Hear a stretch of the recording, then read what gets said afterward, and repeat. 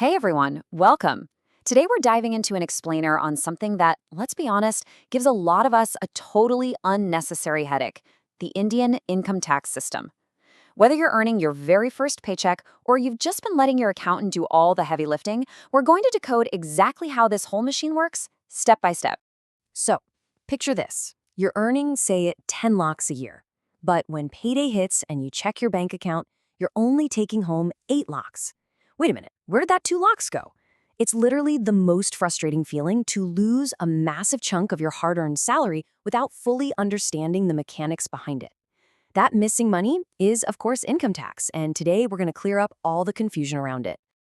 Okay, let's dive into this. Here's our roadmap for today. First, we'll hit the income tax basics. Second, we'll look at exactly how tax is calculated.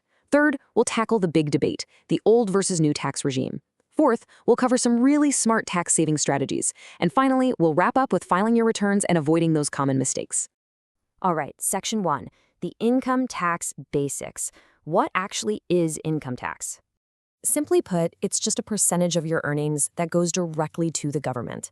And you know what's wild? Only about 2% of India's population actively pays this. The government takes these funds and uses them for the big stuff: building the roads we drive on, massive infrastructure projects, national defense, and keeping essential public services running.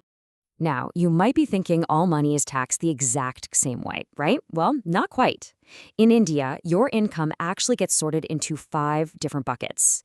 You've got your standard salary, business or professional income, capital gains from things like stocks or selling property, rental income, and then other income, which covers things like interest. But for our journey today, we're going to keep things super focused on the most common one we all deal with: salary income. Moving right along to Section 2, how tax is actually calculated. We're breaking this down into 3 simple steps. There is this huge misconception out there that you're taxed on your entire salary. You're absolutely not. It's a really straightforward 3-step formula. Step 1, figure out your total income, like that 10 lakhs we talked about earlier. Step 2, and this is where the magic happens, you subtract your deductions. Say you've got 1.5 lakhs in investments plus a 50,000 rupee standard deduction. That's 2 lakhs total. So you take your 10 lakhs, subtract the 2 lakhs in deductions, and boom, you're left with 8 lakhs. That 8 lakhs is your actual taxable income. Then comes step 3, applying the tax slabs to that final 8 lakhs. But to really get step 3, we need to talk about the progressive tax system, because you do not pay one giant flat rate on all your money. Progressive basically means the first chunk of your income is taxed at a lower rate, or sometimes not taxed at all. It's only as your income scales up that those higher portions get taxed at higher rates. Think of the default new regime tax slabs literally like stepping stones. For that first chunk, from 0 to 3 lakhs, you pay absolutely 0%, nothing. The next chunk, from 3 to 6 lakhs, gets taxed at 5%. 6 to 9 lakhs is 10%, and it keeps stepping up until it caps out at 30% for anything you earn above 15 lakhs. The key takeaway here is that you pay slab by slab. So if your taxable income is 9 lakhs, your first 3 lakhs is totally free. Your next 3 lakhs is taxed at 5%, and only that final 3 lakh chunk gets hit with the 10% rate. It's layered, not flat. All right, Section 3, the old versus the new tax regime. Now, what's really interesting about this is figuring out which one you should actually pick. Let's put them side by side impartially. The new regime gives you lower tax rates and a super simple process, but the catch is you get almost no deductions. On the flip side, the old regime has higher base rates, but it lets you claim a ton of deductions. That makes it way better for people who actively invest their money. So it's not really a matter of one being right and one being wrong. It's a strategic crossroad you have to navigate. So how do you decide? It honestly boils down to one golden rule.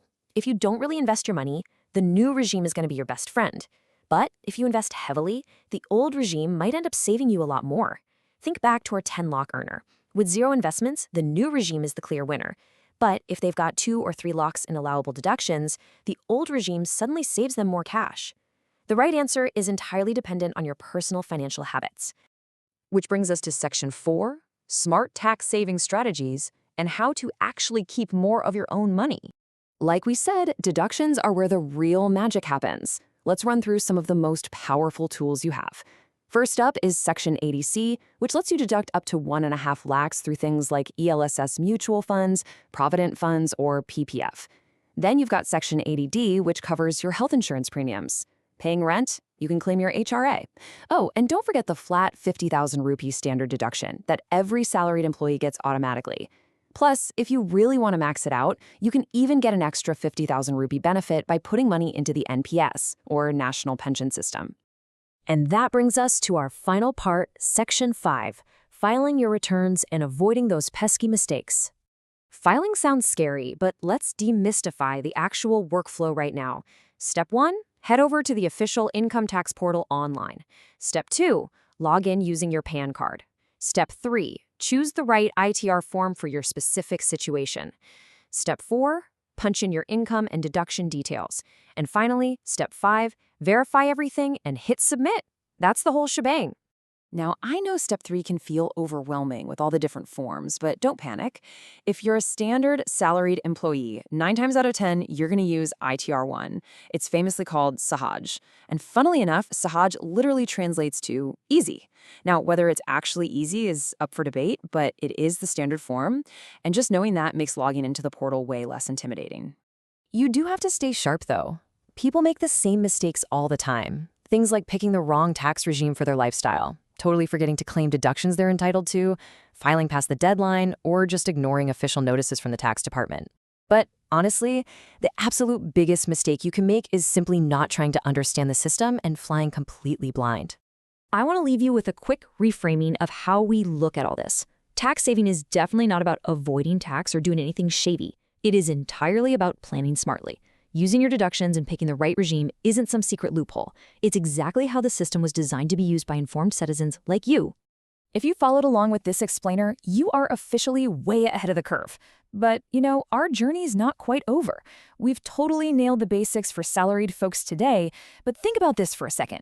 Do you have any idea how freelancers handle their taxes, or what the rules are for capital gains, or even how the crazy world of global taxation works? Those are some giant, fascinating puzzles for another day. Until then, keep learning, keep planning, and take absolute charge of your financial future.